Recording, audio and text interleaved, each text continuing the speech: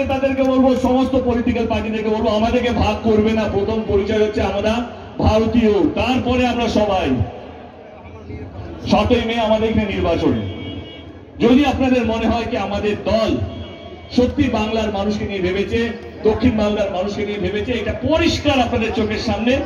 কে 7 তারিখে 3 নম্বর বাটন দেবে, কাকে ভোটটা দিতে হবে।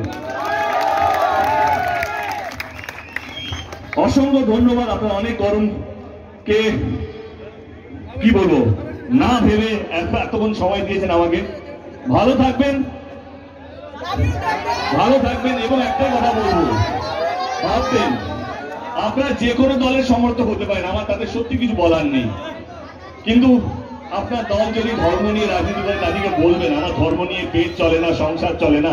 ধর্ম আমার মনের মধ্যে, আমার সংসার চালানোর জন্য উন্নয়ন চাই।